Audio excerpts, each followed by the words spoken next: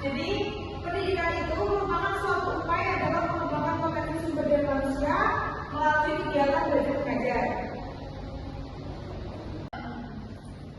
Jadi faktor yang menentukan pendidikan tersebut berhasil atau tidaknya suatu proses pembelajaran adalah dari motivasi belajar yang sendiri, yang dimana kegiatan belajar membutuhkan motivasi yang baik ketika kita melakukan proses pembelajaran tersebut.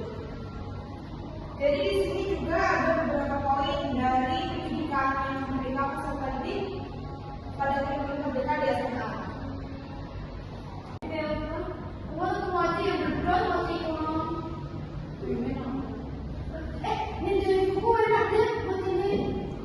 Aku jampi.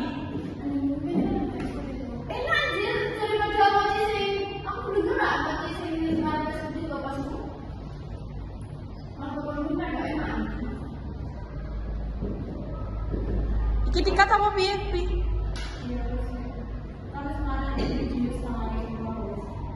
Bisa.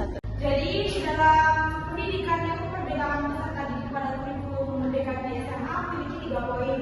Dan yang pertama yaitu implementasi kurikulum merdeka, yang kedua pendidikan sebagai fasilitator dan strategi, dan yang ketiga pendidikan yang memerdekakan peserta didik dalam proses belajar.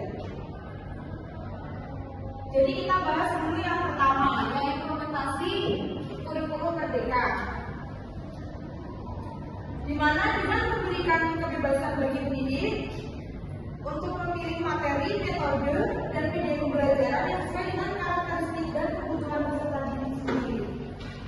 Dan yang kedua, mendorong pembelajaran berbasis proyek agar kemungkinan peserta didik untuk mengeksplorasi minat dan bakat mereka secara mendalam. Selanjutnya, mendorong siswa untuk belajar secara mandiri dengan menyediakan berbagai sumber belajar yang dapat diakses kapan saja dan di mana saja. Dan yang kedua yaitu pendidikan sebagai fasilitator dan strategi. Jadi peran guru sebagai fasilitator dalam pendidikan yang berpihak pada peserta didik di era kurikulum merdeka, itu guru harus bertanggung jawab mengenali serta memahami potensi, minat dan kebutuhan belajar setiap siswa. Dan yang kedua, guru lebih menciptakan pengalaman belajar yang teratur. Baik, mungkin itu saja yang dapat saya jelaskan dari pendidikan yang memerdekakan peserta didik pada kurikulum merdeka di SMA. Di SMA, apakah ada yang ditanyakan dari materi tersebut dan poin-poin di depan?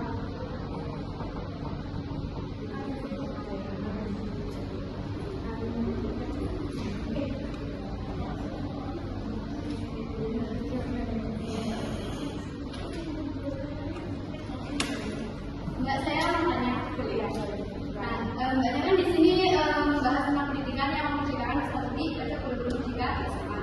Nah, itu kan ada 3 poin dalam pendidikan yang memerdekakan. Nah, di situ kan harus ada motivasi ataupun inovasi untuk menerapkan proses kurikulum yang memerdekakan. Nah, itu mungkin Mbaknya tahu apa saja yang bisa dilakukan oleh pendidik untuk melakukan pembelajaran yang memerdekakan peserta didik. Itu nggak asal kayak harus menuntut anak itu harus seperti ini, itu tidak. Karena apa? Karena yang harus kita lakukan pertama itu adalah pendekatan. Dan melakukan pendekatan itu tidak harus dengan yang kan biasanya kan ada yang kayak apa ya? Biasanya kayak nyanyi-nyanyi lah gitu kalau melakukan pendekatan kan bukan. Tapi sudah kita secara pelan-pelan. Dan bagaimana seorang pendidik memberikan apa ya?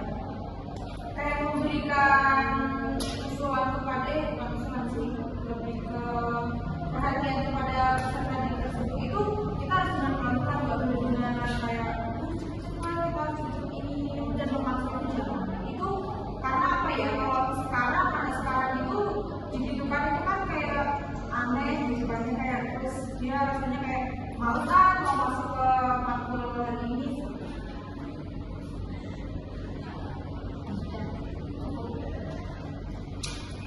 Sudah ya, tidak ada yang bertanya lagi. Baik.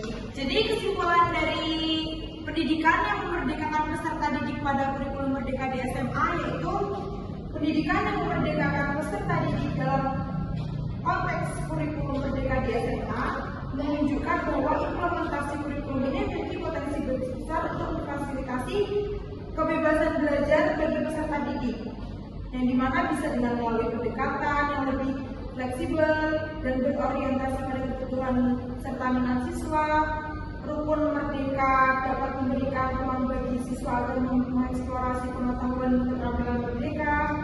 Dalam mengimplementasi kurikulum merdeka dirancang untuk memberikan kebebasan kepada peserta didik di dalam menentukan jalur pembelajaran. Mungkin cukup saja yang dapat saya sampaikan. Wassalamualaikum warahmatullahi wabarakatuh.